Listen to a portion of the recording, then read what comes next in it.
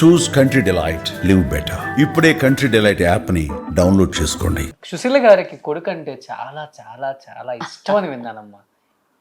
మరి ఎలాగయ్యా, ఒక్కడే పుట్టాడు కదా, నాకు పుడుతుందా లేదా అని కూడా మరి మరీ లోపలికి తీసుకెళ్ళిపోకు ఇంటీరియల్కి. దొంగ మెల్లిగా చెప్పి ఇంటీరియల్కి పెట్టి, ఇది గుహలు కావు, ఇది నిజ జీవితాలు. అయ్యో భలే కొట్టాను కదా.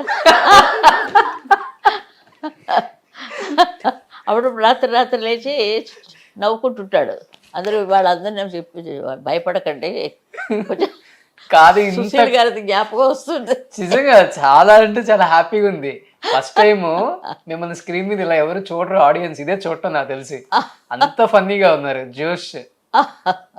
మీరు కొట్టేశారు ఇప్పుడు ఛాన్స్, నాకు ఇందులో ఒక వాటా కావాలి. ఇది ఎలా ఉంది? నన్ను ఉంచేసుకోండి. నువ్వెందుకు దండుకున్నావు? పైసలు కావాలి. ఇంత కష్టాలు పడతారు కదా అయ్యా, కొంచెం కూడా కలకరించవా? అయ్యో రామ, అందరూ ఇలా నమ్ముకోలే ఇంటర్వ్యూ వింటున్నాను. కానీ నిజంగా అప్పుడు ఎంజాయ్ చేస్తున్నారమ్మా లైఫ్ని ఇప్పుడు నిజంగా.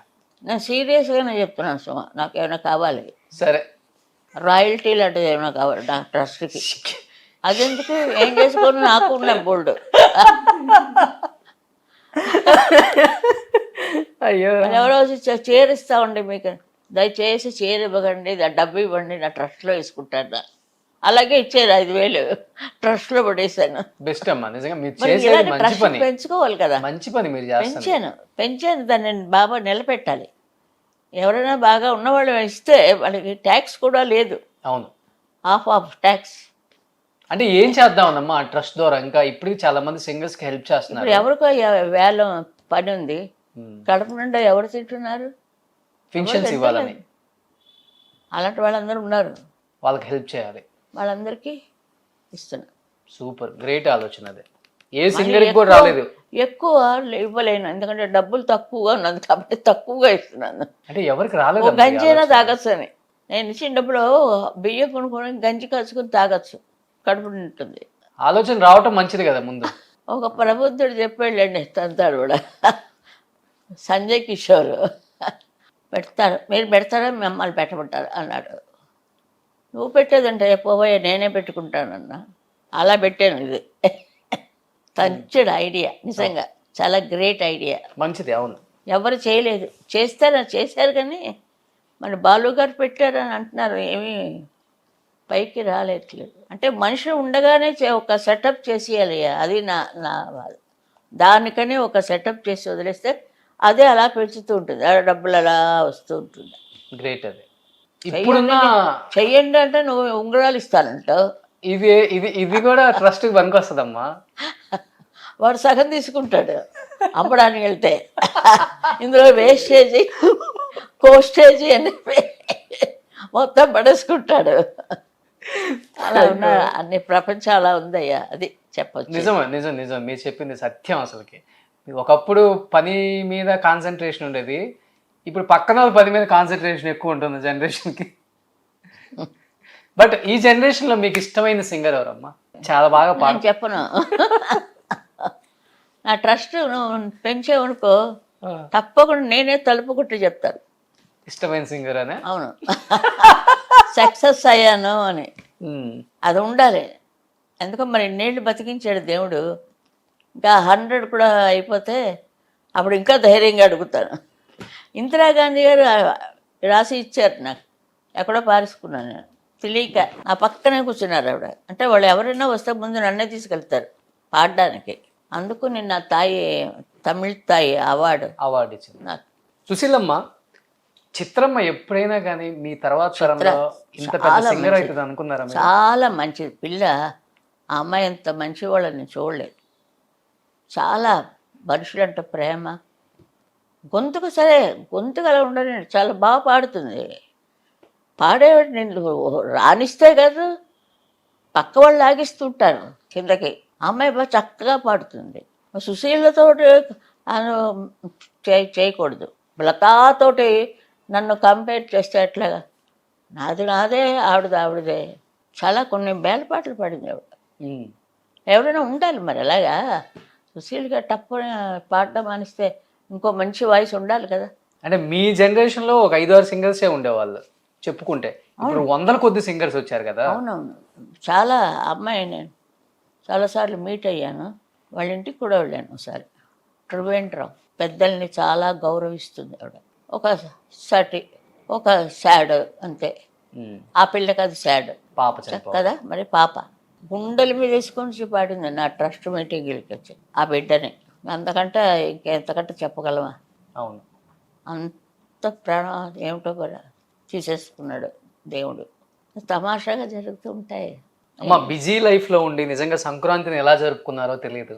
చిన్నప్పుడు ఎలా జరుపుకునేవాళ్ళు సంక్రాంతి పండుగ? సంక్రాంతికి స్పెషల్గా రిలీజ్ అవుతుంది కాబట్టి ఏదో ఎపిసోడ్. మంటలేసి ఆవిడ కూర్చొని కాచుకునేవాళ్ళు చలి చాలా. అది భోగికి, అది భోగికి. అది అందులోనే వచ్చేస్తుంది. సంక్రాంతికి ఇది భోగి అని మాకేమే ఇదా. ఆ, నాన్న బట్టలు కుట్టించేవాడు, అది వేసేసుకోవటం. ఓకే. ఆ భోగి మంటలు అంటే అక్కడ వెళ్ళి కూర్చోవడం. ఉమ్. ఏం తెలియదు అయ్యా. కొత్త బట్టలు మాత్రం కుట్టించేవాడు మా నాయన. అంతే. అయిపోయి అవన్నీ తెలుసుకుంటుంటే ఉమ్. మా ఫాదర్ సేఫ్ పైన ఉన్నారు. ఆయన సేఫ్గా ఉన్నారు. ఓకే. నేను ఇంత పైకి వచ్చాను కదా, హిమాలయాల దాకా వెళ్ళాను. అక్కడే నువ్వు అందులోకి వెళ్ళిపోయి వెళ్ళుకో, నేను ఆ పైనే ఉన్నాను. అయ్యో. నాకు చాలా భయం వేసింది. ఏంటి ఈ కుర్రాడు అది అతను వెళ్ళిపోతాడంటే, ఎవరు ఇచ్చాడు చూస్తేనే భయం వేస్తుంది. చాలా డేంజర్. అందరూ చూసి సంతోషిస్తారు, అది సరే. ఏదైనా వచ్చి వస్తే ఎవరు చూస్తారా? చాలా కష్టం. నాకు అంటే నాకు పని అంటే ఇష్టం. దొంగ అన్నీ. ఇది కట్ చేయమంటాడులే తన చేతిలో. లేదు. మీరు కట్ చేయకండి. ఏది కట్ చేయ- కట్ చేయమన్నా కూడా మీరు కట్ చేయద్దు, వేసేయండి. ఎలాంటి దొంగ అనుకోవాలి అందరూ. ఎలాంటి దొంగనమ్మా? మంచి టెక్నిక్, వయసులో వాళ్ళ చేత అన్ని నిజాలు చెప్పించడం. అది చెప్పని వాళ్ళు కూడా చెప్తారు. నేను ఏ జన్మలోనే పుణ్యం చేసుకున్నాను మీలాంటి వాళ్ళు నా ఈ చూడటం ఇంటర్వ్యూస్ని. సుశీలమ్మ, లాస్ట్ అండ్ ఫైనల్గా ఈ సంక్రాంతి సందర్భంగా మీరు ఎంతగానో ప్రేమించే మీ రోషన్ కోసం ఒక మంచి పాట, పోనీ నా మీదే పాడండి.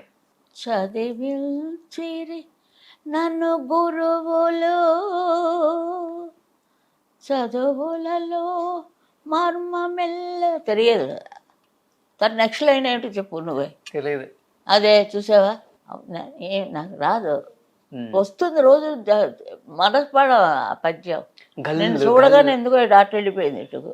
అలికిన వేళని చూడాలి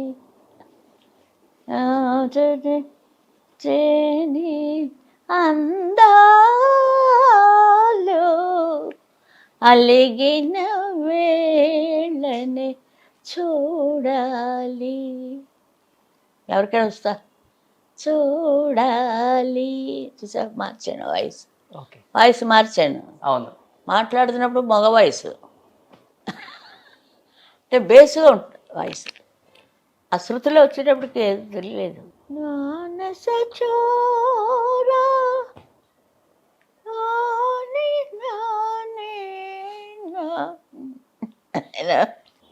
రాజేశ్వరరావు గారిది ఒక పాట పాడారు. ఆయన ఓకే అన్నారు.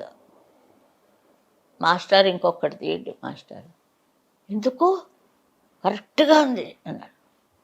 సరే వెళ్ళిపోయి కోపం. పదిలో వీణలు మ్రోగే ఆశలను చెలరేగే ఆ పాట. ఏడుస్తూ వచ్చారు నాది అయిపోయాక. ఓకే. నేను మాస్టర్ అట, అమ్మాయి గారు మీరు కరెక్ట్గా చాలా వన్ మోర్ టేక్ అడిగినందుకు నాకు బుద్ధి వచ్చింది. అంత గొప్ప ఆయన అసలు.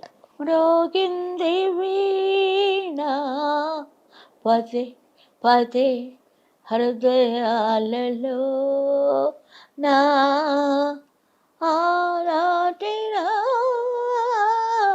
చూసా ఎంత కప్పుగా ఉందో. నేను పాడలేదయ్యా అంటున్నాను. బాగా పాడారు. ఎందుకు హైదరాబాద్ దాకా వినపడ్డదిలే. సూపర్ అమ్మా, సూపర్. ఏం చెప్పాలనుకుంటున్నారు ఈ అదే. సంక్రాంతికి ఆడియన్స్? పాడేదని నామామే అన్నీ అన్నపూర్ణ వాళ్ళవే. నాగేశ్వరరావు గారు అలాగే. ఆయన ఇచ్చారు ఇంటర్వ్యూ, నా దగ్గర ఉంది. సుమన్ టీవీలో మీ పర్సనల్ అండ్ బిజినెస్ ప్రమోషన్స్ కోసం కింది నెంబర్కి కాంటాక్ట్ చేయండి.